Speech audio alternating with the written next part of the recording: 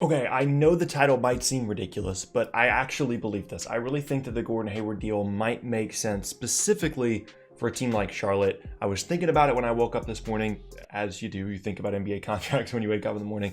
And I actually think there's a lot of stuff to talk about. Yes, it's a bit contrarian. It's going against what everybody else is saying, but I think there's actually a lot of interesting stuff to talk about, and that's what we're going to be doing in today's video. So welcome back, everybody. My name is Tucker, and in today's video, I'm going to be talking about why I think the Gordon Hayward contract could actually make sense for the Charlotte Hornets. And I'm feeling pretty good today, so I think we're going to do the entire thing in one take as well, including the intro and the outro. But really quickly, before we get started, if you enjoy content like this, then consider subscribing. I upload twice a day, every day, throughout the entire NBA offseason, and we are just about 5,000 subscribers away from 100,000, which is pretty crazy. You can also leave a like rating on the video as well. It helps me out a ton, lets the video get out to more people on YouTube, and lets me know that you're enjoying the content. And you can check me out at various socials at the bottom of the screen. And let's go ahead and get into this and talk about Gordon Hayward after I fix whatever's going on with my hair right there. So this is a contract that a lot of people, initially their reaction was, wow, that is a lot of money. 4 years, 120 for Gordon Hayward. And you're not wrong. I'm not saying that this is, the correct amount of money for Gordon Hayward. I'm not even saying that this isn't an overpay. I think when you look at the context, though, of the situation in Charlotte, not only the franchise that they are, but the situation that they're in moving forward and how this could help them moving forward, I think you can make the argument that it actually was a pretty good move, and that's what we're going to be doing in this video. So, for Gordon Hayward, I think coming into the offseason, maybe just a week ago, a lot of people assumed that if he was going to be opting out of his $34 million player option for next season and going to a different team, he was going to sign for somewhere in the $20 to $25 million range, and even that probably seemed a bit high for a lot of people, considering the fact that he's had his fair share of injury issues, and then at times when he's been on the floor, just visually, he hasn't looked great just by the eye test, right? And I think some of the injury stuff is a little bit unfair when you look at the number of games that he played last year. It's just, it's still a bit of a mental thing for him to get over the ankle injury from when he first got to Boston. But then he had like a hand injury or finger injury that was just kind of a freak accident. In general, he had a pretty healthy and a pretty good year last year. But still, 4 years, 120 is a ton. And at the end of the day, it's too much money for Gordon Hayward. But specifically for the Hornets, I really don't mind it. And again, it really has to do with the context of the situation there. And I know it seems odd that they're just now getting out of the Batum contract and now they're turning around and signing a guy that, again, has had injury issues just like Batum had, to a huge contract just like they did for Batum. But for Charlotte, you have to understand that, they have to build their team in a different way than a lot of other teams. They have to overpay at certain points. They're not going to be able to pay fair market value for a player like Gordon Hayward and expect that guy to sign with them. And that's just the reality of the situation there in Charlotte.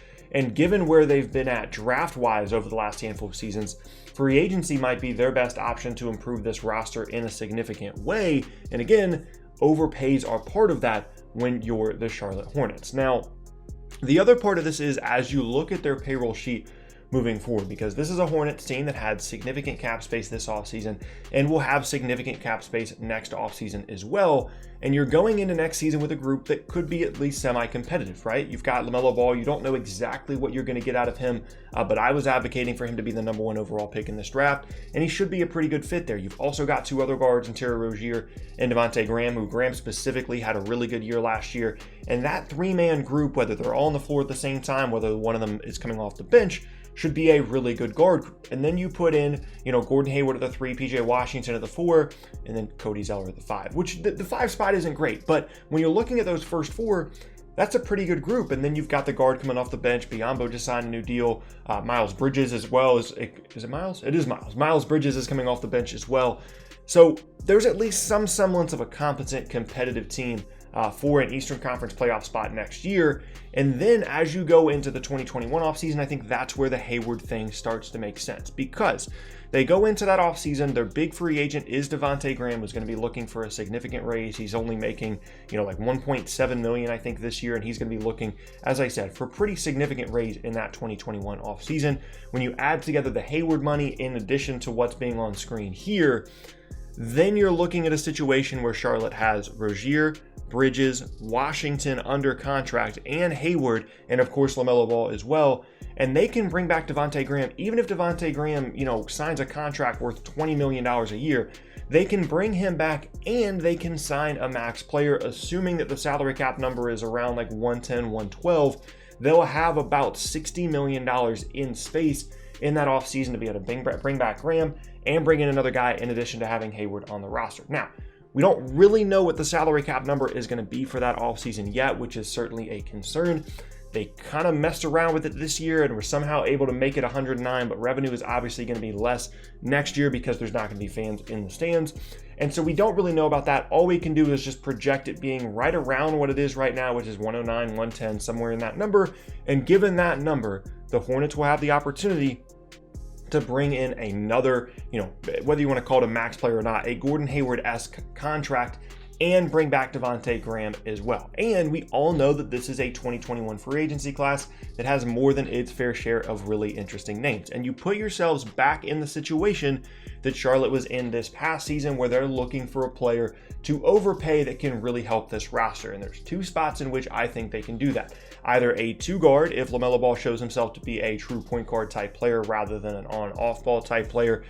And then you got to kind of figure out the Rozier, DeVonte Graham aspect of that if LaMelo looks good at the one. But regardless, you can go look at a two guard, or what I would prefer to do is to bring in a good player at the 5 spot that can really help this team defensively. And then you start to build an identity around this trio of guards until Rozier becomes a free agent in 2022. You've got Hayward on the wing that can play make on the perimeter, can shoot as well. You've got some pretty athletic, versatile fours in Miles Bridges and PJ Washington. And then you've got a 5-man that anchors everything for you. And that could be someone like Steven Adams. It could be someone like Andre Drummond. It could even be someone like Rudy Gobert. And then once you start to look at this Hornets roster, yes, there are some overpaid players here. But let's just say they bring in Rudy Gobert next offseason on a similar contract to what they just brought Hayward in on. Then you're looking at a team that's got LaMelo Ball, DeVonte Graham, you've got Terry Rozier off the bench, you've got Gordon Hayward, you've got PJ Washington, you've got Miles Bridges, and you've got insert free agency 5-man here. Then all of a sudden that looks like a pretty decent team. And I feel like this coaching staff showed itself to be a pretty good staff last year as well. And then you're looking at something in Charlotte that looks like it's semi-competent. Now, is it championship contending? No, certainly not, unless LaMelo Ball becomes like an all-NBA caliber player. But then you also add in whoever they pick next year. I don't think that they're going to be like, a top 4 seed in the East or anything this, for next season. So they should still have a pretty good pick in what is supposed to be a pretty good draft in 2021. So then you've got the depth, you've got a really good starting lineup. And in the East, that's pretty much all you need to challenge for, a 6, 7, or an 8 seed. So I understand that that is a different expectation. It is a different standard that the Hornets are trying to push towards in terms of just general competence. But when you look at it from that standpoint, the Gordon Hayward contract and what it could lead to isn't the end of the world. I think it's much easier to entice someone to sign in 2021, 1, with a bit of an overpay, but 2, with a bit more of a competent team with Gordon Hayward, assuming he looks good, assuming he looks healthy, and then all the other young guys as well, rather than just, hey, Rudy Gobert, come over here, we'll pay you a ton of money to play with all of these young players. So when you add all those things together, I think you could make the case that it's not an awful move for Charlotte to be bringing in Gordon Hayward this offseason. Now, the injury stuff and how he plays certainly is going to have a lot to do with that. And in the long term, that is a ton of money for a guy that is his age, that has his injury history, and hasn't looked like an all-star caliber player in a little while. So that is certainly a huge, huge number. And I'm not trying to advocate that 3 years from now, this isn't going to be a bad deal, because it probably is going to be, and it might be a bad deal next year. But if you want to look on a bit more of a positive side and try and see where Charlotte is going with this thing, you have to view it through a different lens. You have to view it through a bit more context when you're considering the Hornets situation specifically and why this could work out for them. Now, if somehow someone like LaMelo Ball, even PJ Washington, becomes a really, really good player, then their ceiling certainly gets raised a bit. Maybe they're in the market for better free agents in 2021. But I wouldn't be surprised if we get to 2021 and they overpay someone like Adams, Drummond, Gobert, or even Victor Oladipo if he's interested, and build a pretty competent top 6 potential team there in Charlotte for next season. And it begins with, yes, an overpay of Gordon Hayward this offseason, but a move that ultimately I think you could argue does make sense given this roster and given this team. Now, disclaimer at the end of the video, I still think it's a bad contract. I still think it's too much. I thought that $25 million for 4 years was too much for Gordon Hayward, but the Hornets are willing to take that risk, and I respect that they're willing to do that. And they're just going to push towards trying to be a good team, and that's pretty much all they can do right now. Unless they get crazy lottery luck in Charlotte at some point, they're pretty much always going to be like a middle tier team at best. And I think given everything that's going on in the NBA right now, they might as well try and push for that. And I think that's kind of the mindset here with the Gordon Hayward contract, and then whatever they could possibly do in 2021 as well. But that is going to be the end of today's video, and I thank you all very much for watching. I told you guys I could do it in one take. Thank you guys so much for all the love on the videos lately, by the way. This past week since free agency has started, as always, has been a big week for me, and I really do appreciate that from you guys. If you missed any of my previous videos, you can check out the boxes on screen. Hope you guys have an awesome rest of your day, and I will see you all next time.